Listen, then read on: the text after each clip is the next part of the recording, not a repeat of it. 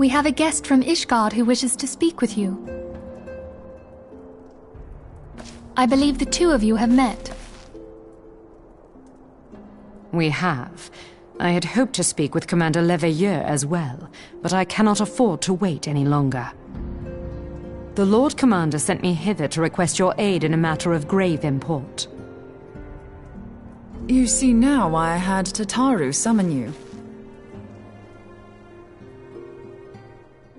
Now that we're all assembled, perhaps you would be good enough to elaborate on the nature of the matter which brought you to us. The Observatorium's astrologians have sounded the alarm. Last night, the Dragon Star burned with an intensity not seen in 15 summers. Not since the Dravanians engaged the Empire in the Battle of Silver-Tier Skies. The northern sky doth burn full bright upon the Wormlord's call. The red behemoth beckoneth, and flame consumeth all. The old Curthan rhyme, aye. The brightening of the Dragon Star is said to accompany the roar of a great worm. The astrologians believe that it was Midgard Soma himself who cried out on this occasion. After an absence of centuries, the King of Kings did return to lead his kind against the might of Garlemald, only to fall in his duel with the Agrius, proud flagship of the Garlean fleet. Devoid of life, his corpse remaineth entwined about the Magitech monstrosity even unto this day. Ariange has the right of it.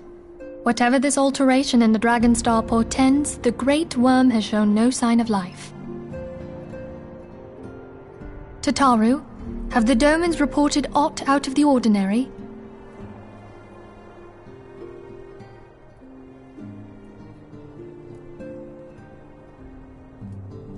Correct me if I'm wrong, but if Midgard Soma had roared, wouldn't we have heard it here in Revenant's Toll?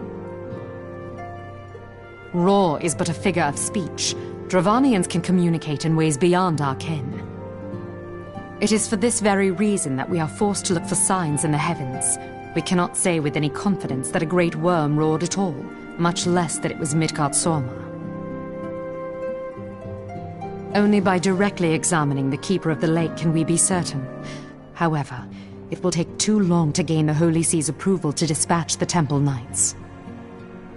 Therefore, Sir Emric would entrust this task to you. Do you accept?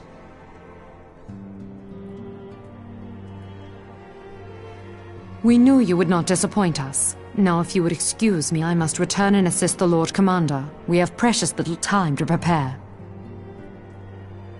To prepare for what, pray tell? When a great worm roars, his brethren cannot choose but answer. We prepare for battle.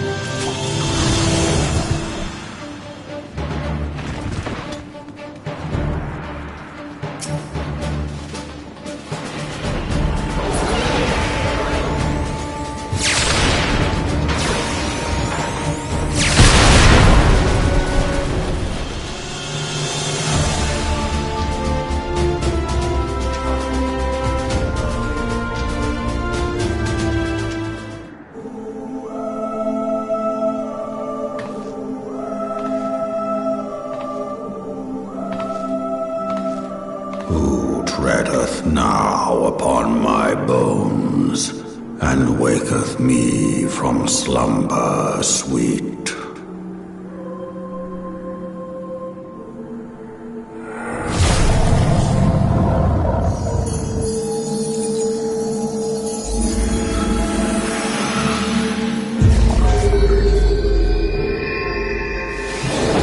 Thou hast forgotten the face of thy Lord. Remember, mortal, and fear me.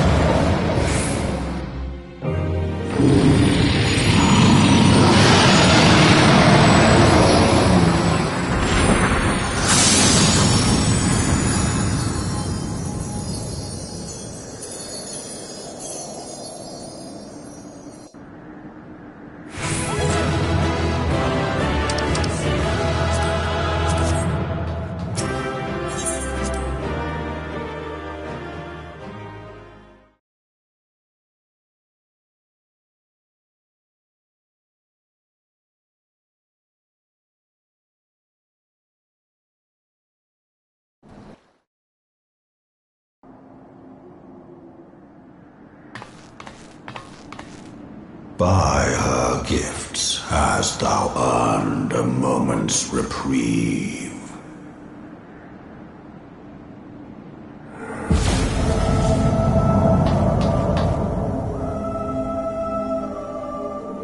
Speak, mortal, and I shall listen.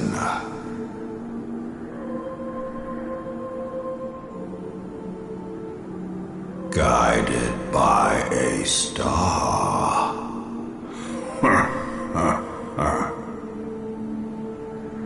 My people have heard the song.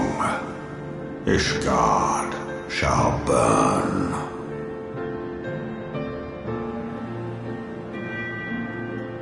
Sons must answer for their father's misdeeds. We do not forget. We do not forgive.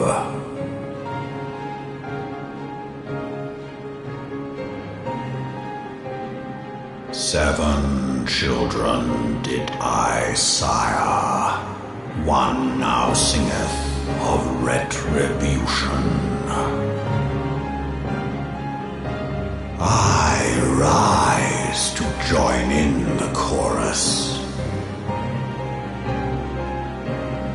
Thou art powerless to silence us, mortal. Yet thou shalt not live to labor in vain. Thy reprieve is at an end.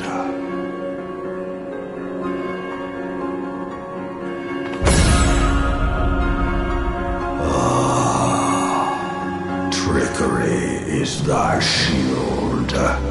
This frail, ignoble creature is not gifted, but chosen. Hearken to me, Hydaelyn. I remember, and I consent.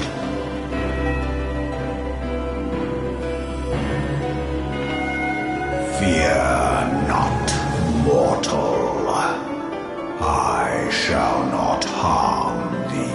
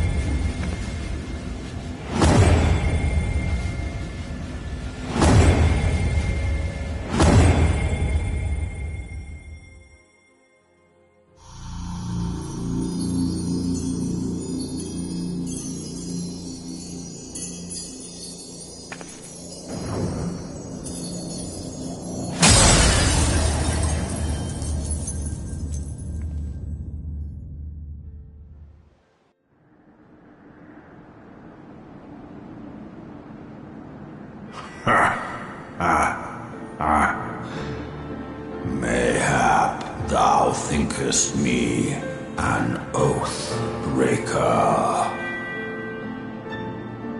Thou art mistaken.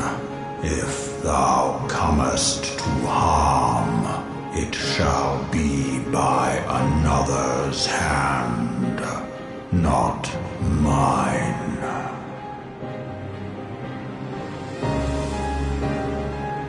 I did but strip thee of thy mistress's feeble blessing. Thou didst profit much by her grace, but no more.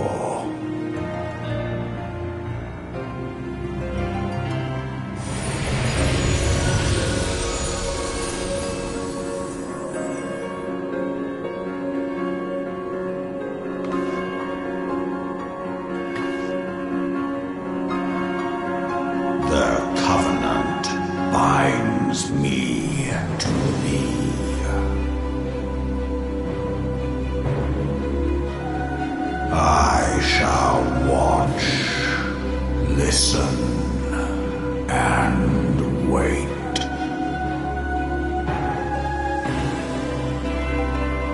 Fight and struggle, if it be thy will.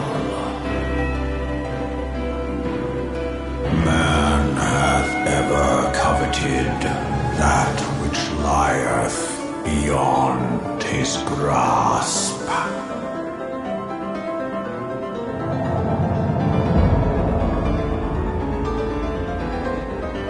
I drink of her body, and thence doth mine own find new life.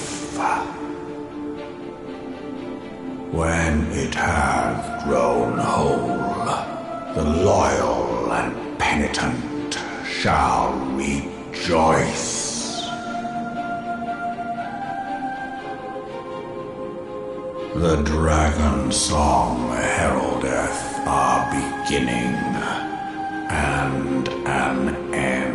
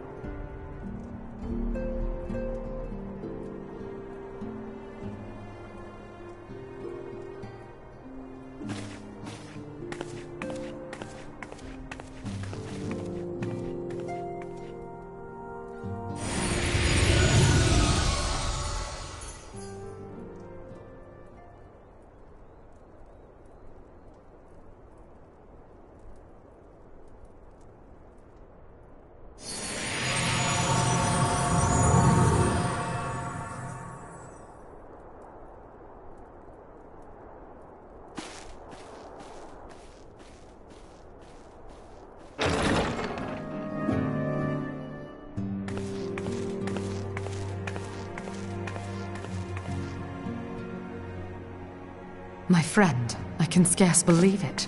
You confronted the Worm Lord and lived to tell the tale.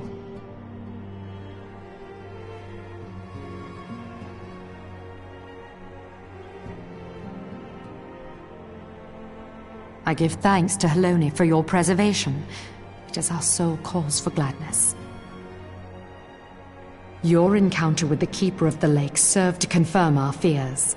A great worm has roared, and it makes little difference if it was one of the two in Eorzea or any other. The Dravanians are coming. I am told that Ishgard has magical defenses against Dravanian attack, though I am not privy to their exact nature. Will they be enough to repel a massive force? Ishgard has weathered countless assaults over centuries. This will be no different. And now that you have confirmed the threat, none can ignore the Lord Commander's calls for the wards to be strengthened.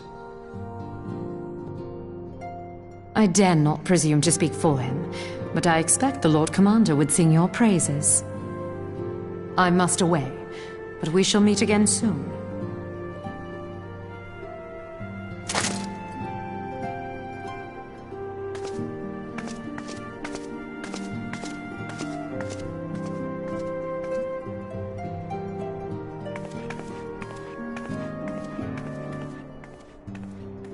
Countless assaults weathered, and this will be no different?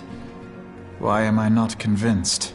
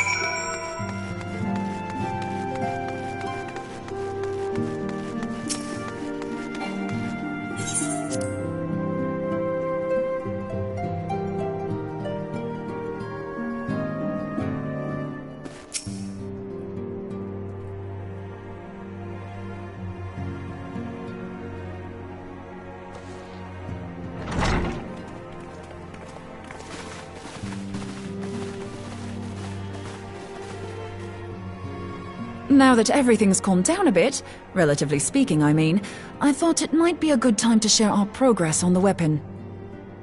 I believe we're on the verge of a breakthrough. Well, don't keep us all in suspense.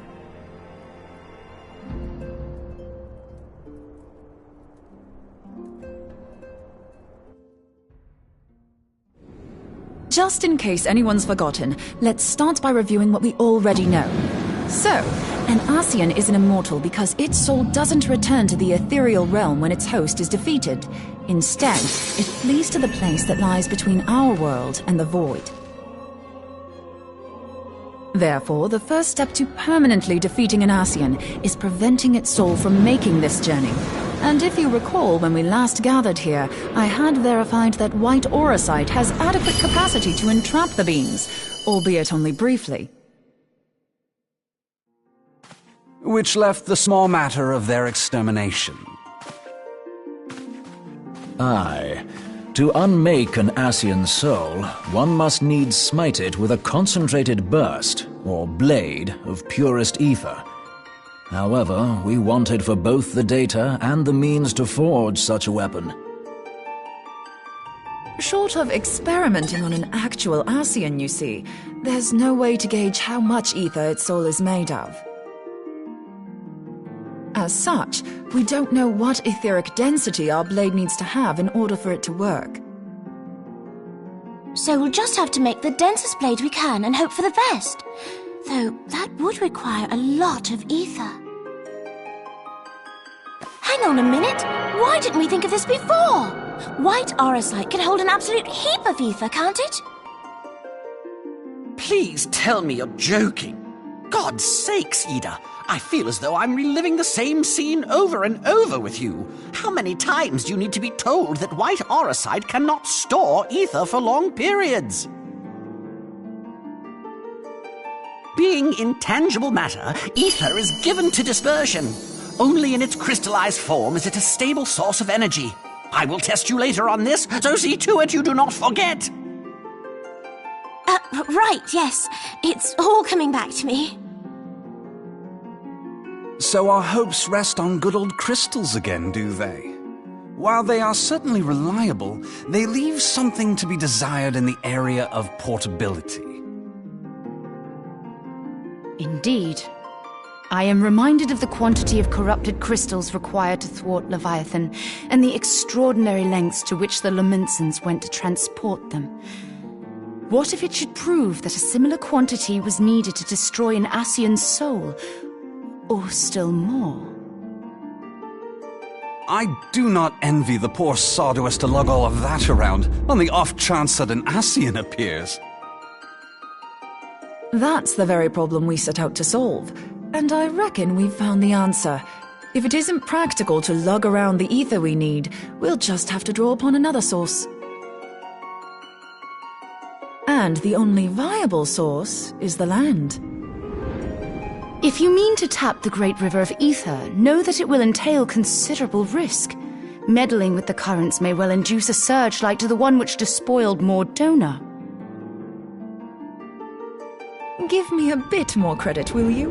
Why would we need to tap the river when there are veritable reservoirs jutting out all over the land? Aye, I speak of corrupted crystals. It might be that their aspect is out of balance, but a crystal's a crystal. It contains ether, and we can help ourselves to it. While corrupted crystals are indeed abundant, there is no guarantee that they will be in close proximity at a crucial moment. But what if we don't need them to be? What if we could tap their power from afar? A malm away, say? If we could do that, we'd have ready access to ether aplenty in almost every corner of Eorzea.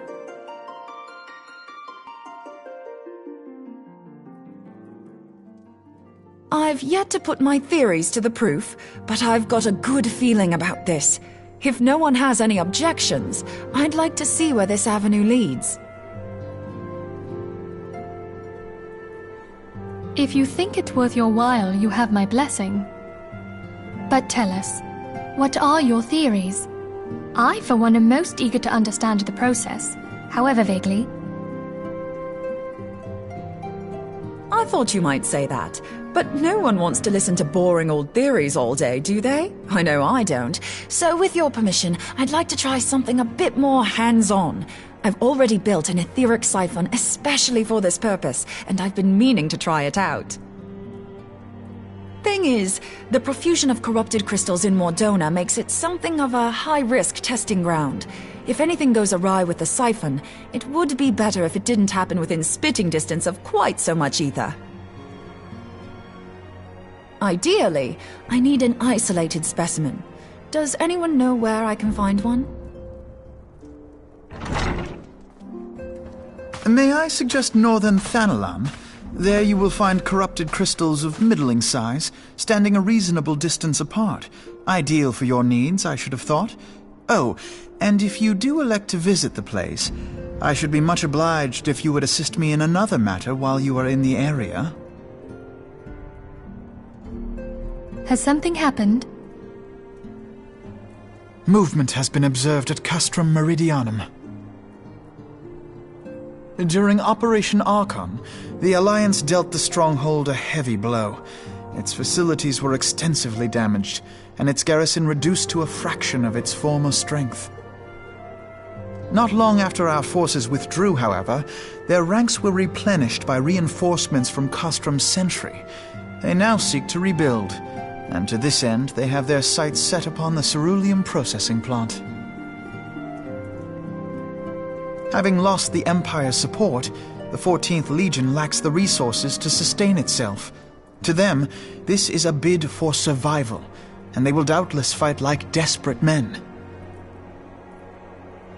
Though I have dispatched the Crystal Braves, I fear their strength alone may not suffice to stay the Imperial assault. I would request the Scion's aid in the defensive effort. If I didn't know better, I'd say you were trying to inveigle us into fighting your battle with the promise of shiny crystals. Well then, consider me inveigled. I won't lie, the crystals you speak of sound perfect, so the Garleans have to go. Besides, we can't afford to beat about the bush. There's no telling when the Arsians will next appear. Thine eagerness to hurl thyself into the jaws of danger cometh as little surprise. Exercise due caution, I prithee. Though you have become a Crystal Brave, you are yet a Scion, Alphino. We could hardly refuse you. Pray, join the Crystal Braves and lend them your support. Thangred and Papalymo shall accompany you.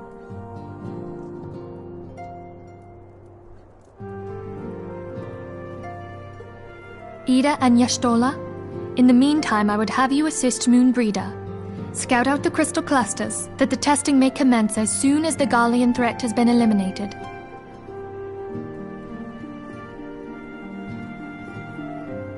If it please you, I shall continue mine own experiments on white aurosite. Thank you, Urianger. Everyone, pray see to your preparations and depart as soon as you are able. Go well, and be safe.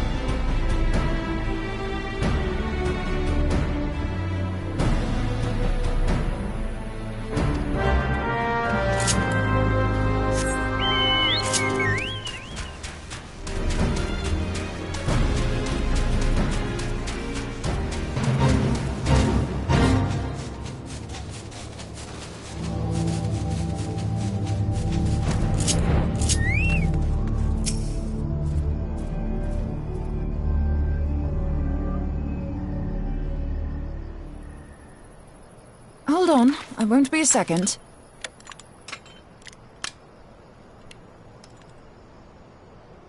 The beast seemed peckish, so I gave it a taste of my axe.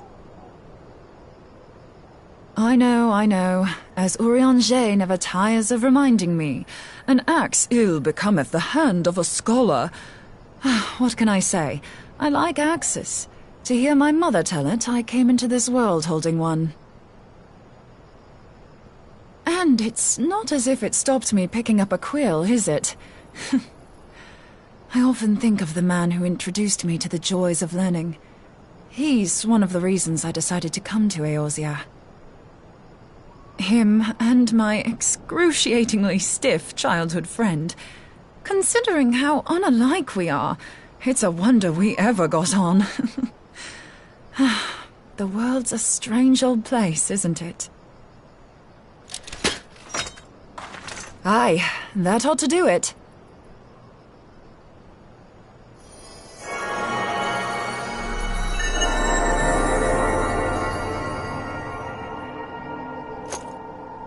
So far, so good. At these concentrations, it shouldn't matter too much if something goes awry. Just enough ether to make it interesting. Did you see that? The way the crystal glowed? The siphon works, I'm happy to say. With a few refinements, it should satisfy our appetite for ether, which just leaves the small matter of forging our blade. I'm not sure how to go about it just yet, but I swear to find a way. I'll put a blade in your hands if it's the last thing I do.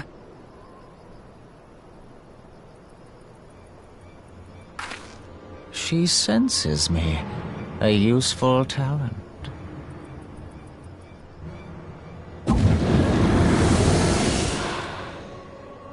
An Ascian. Are they onto us? By your brand, I see you are an Archon of Sharlayan, keeper of knowledge, seeker of truth. Meddler. I don't know what the hell's you're saying, but I don't much like your tone. Your instincts serve you well. But come, be not unsettled on my account. That lovely brow was not made for frowns. But I waste my breath. Let me direct my words to one who understands them. We meet at last, warrior of light. I am Nabriales. And you have long been a thorn in my side. I suffered the overweening presence of La Habrea that men might host the power of gods, only for you to undo my hard work.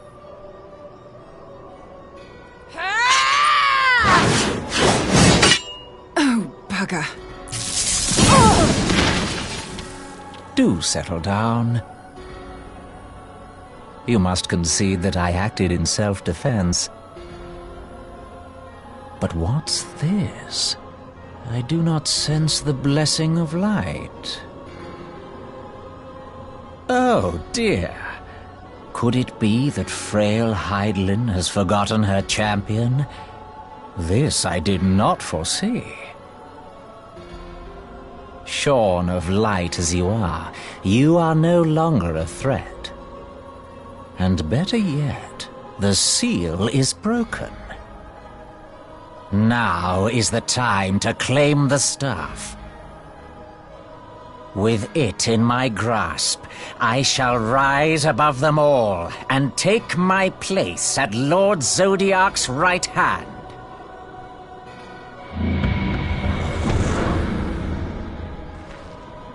What did that bastard want with us?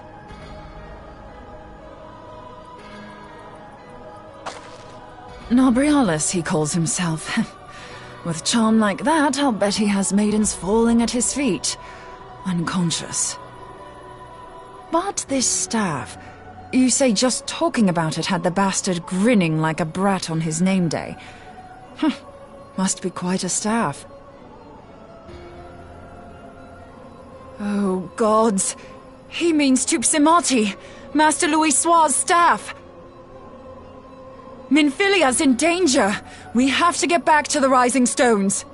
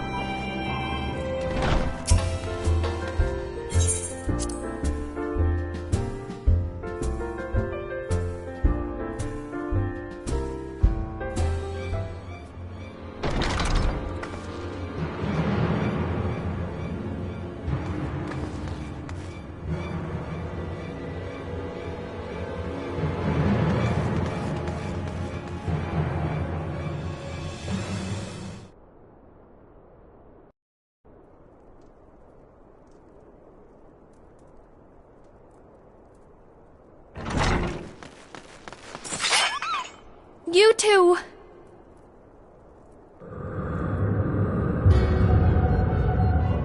So, you were able to divine my intent.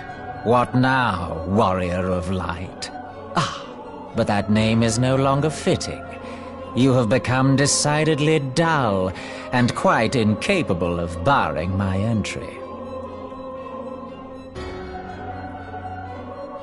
What do you mean? You truly do not know? Then I suppose it is only right that I enlighten you. The blessing of light kept you and your fellow meddlers safe. It was that which prevented my kind from entering your domain. My kind, I say, though it had no power over the likes of Elidibus and La Habrea. Being of this world, they could come and go as they please, while I could only look on. But I need look no longer. Now that the seal is gone, I mean to act. Unlike the others, I am not given to waiting. I shall take that staff and bring about the next rejoining. Rejoining? Then it was your doing. The Isle of Val, the scholars, all of it.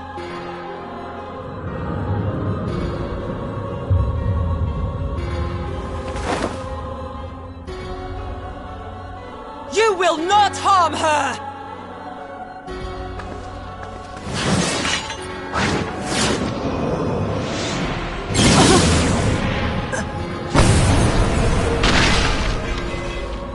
Moonbreeder!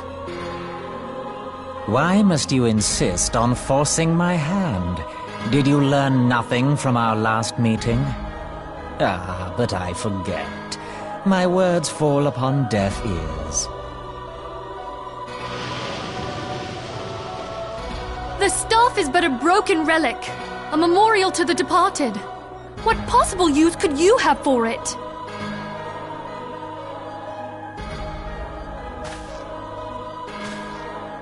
What use? You mean to say that all this time you kept the key, never knowing what it was you possessed?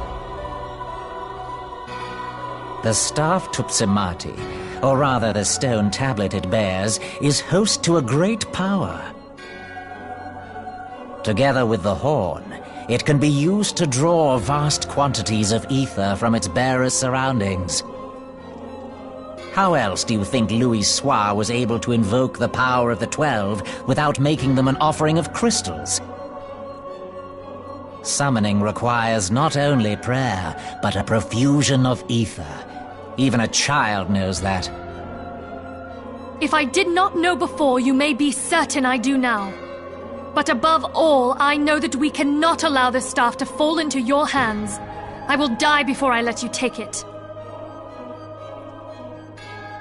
Insufferable woman. I would happily end your miserable life here and now. Alas, Elidibus would never let me hear the end of it. Very well.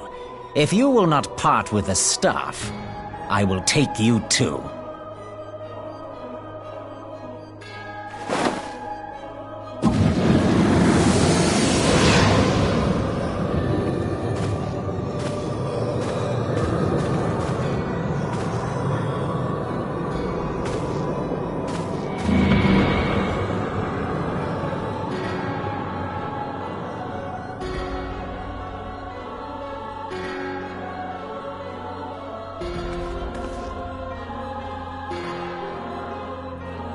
After them! Quickly! Before the rift closes!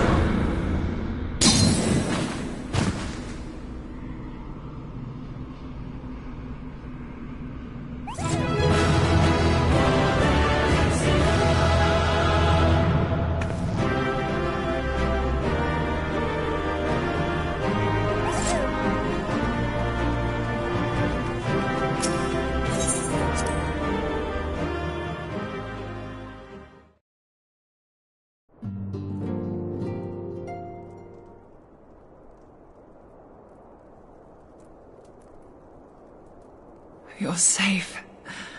Thank the 12.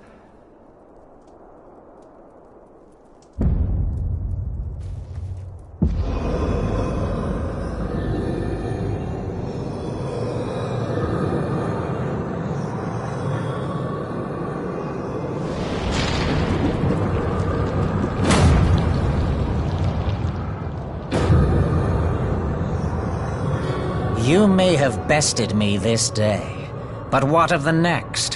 What of all the days to come?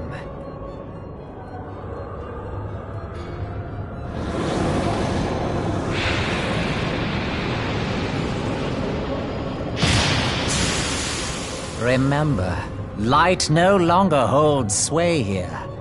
I may return whensoever I wish, again and again and again.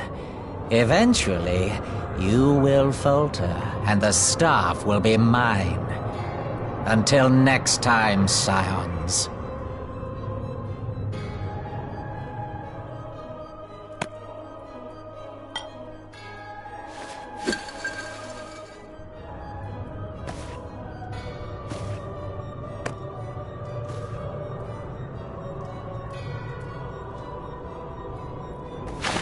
There will be no next time. This is the end.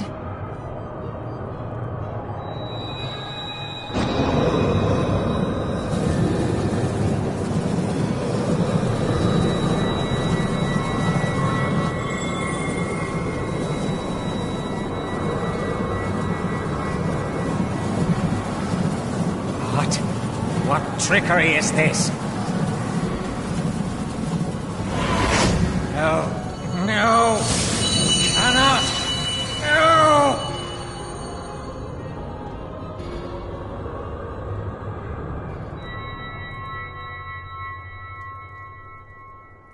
Use Tube Samati to gather ether. Quickly, before he breaks free!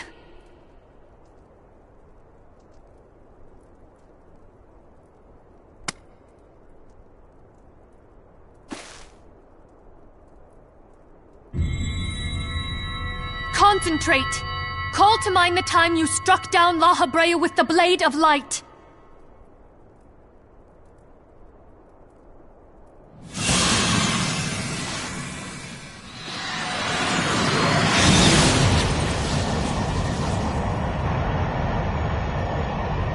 Why won't it work? Is it because we lack the blessing of light? Damn it. So much ether. And it still isn't enough. Fools! No mortal prison can contain me! I shall make you pay for your insolence!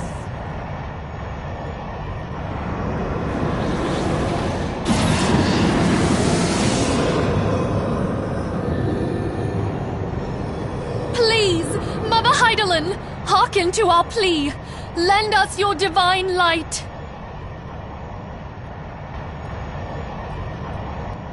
Why can you not hear us? Do our words no longer reach you?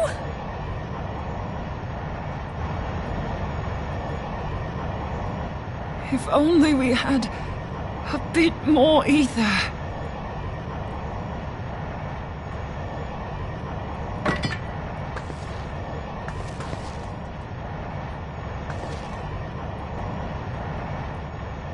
Moonbreeder, what are you doing?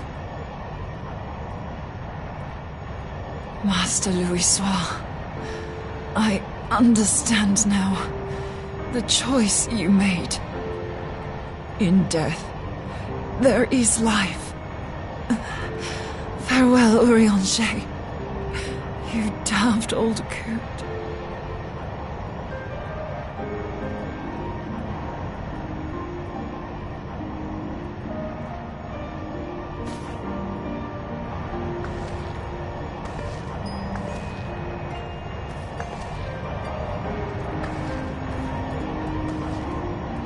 Moonbreeder, no! You mustn't!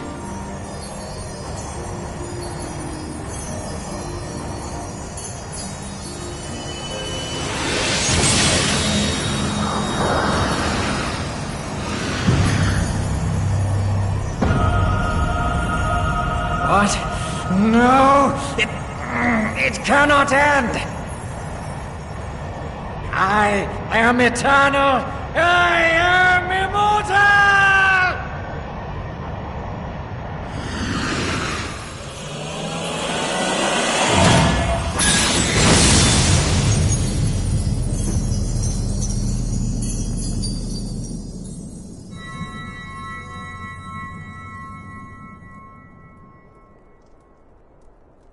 Moonbreeder.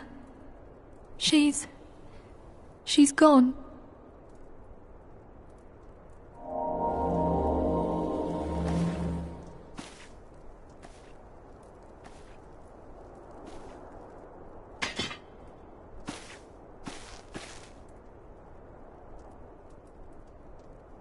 You did it, my friend.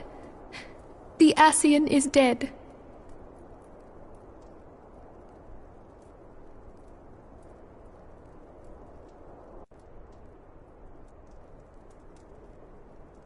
This device is a legacy of Moonbreeder's toils and sacrifice.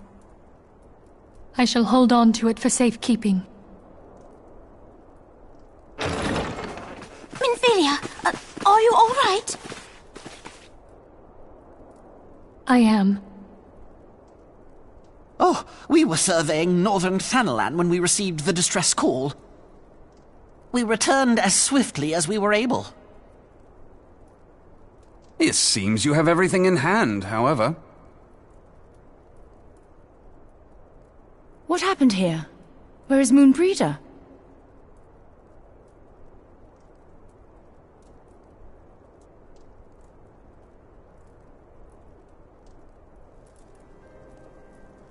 She gave her life to temper the Blade of Light. I have no words. Rather than await the inevitable, she took her fate into her own hands. Does Urianger know?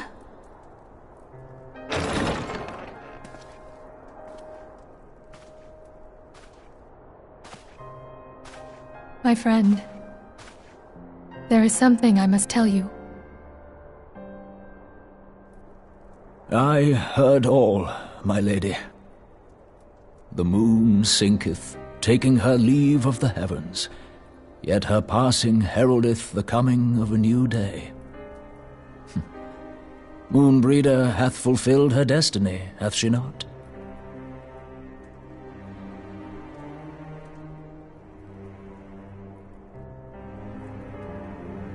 Long ago, far across the seas in the Sharlayan motherland, Moonbreeder and I did study under the sage tutelage of Master Louis-Soir.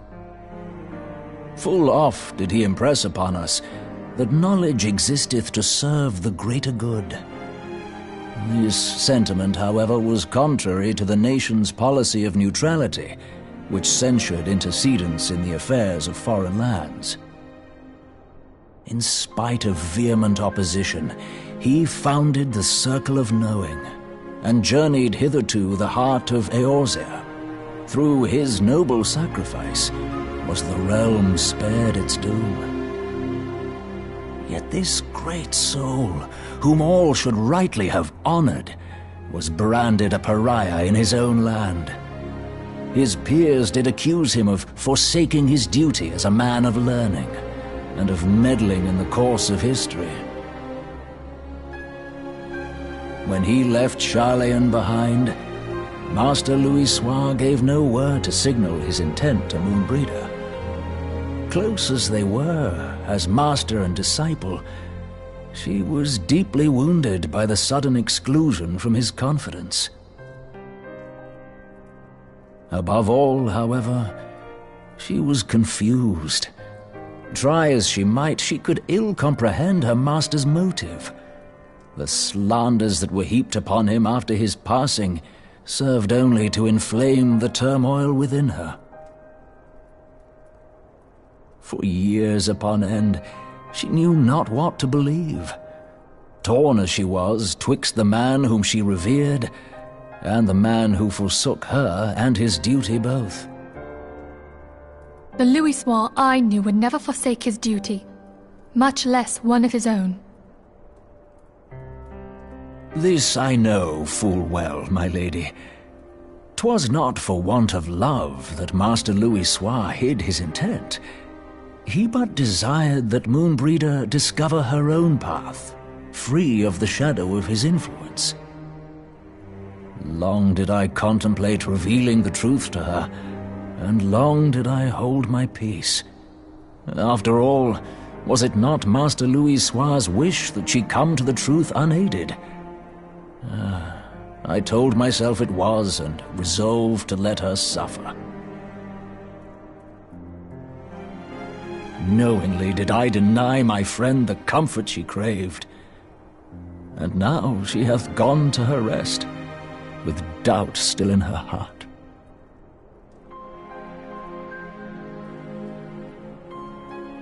Speakest thou in earnest?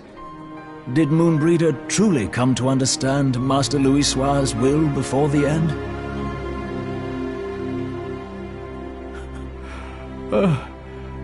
The realization hath set her free.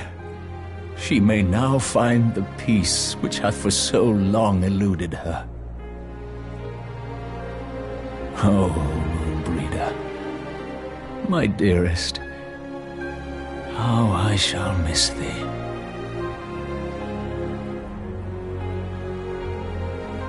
Moonbreeder gave her life that we might possess the means to defeat the Ascians. Her sacrifice must not be in vain. Let us continue her work on the Blade of Ether and see it to completion. My lady, I would mourn Moonbreeder in mine own way.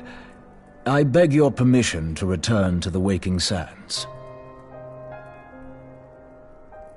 Of course, my friend. Take all the time you require. We shall be here should you have need of us.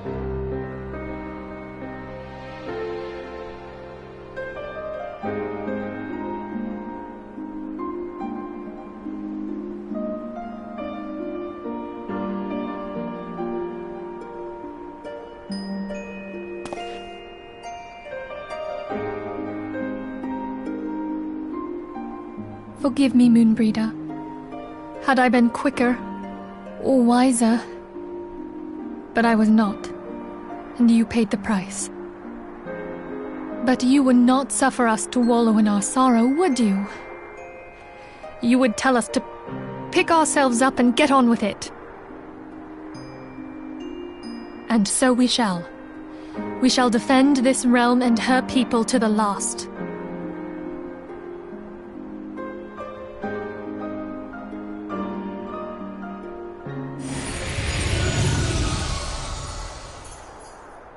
Life for death, a fair exchange. Other bargains will be struck.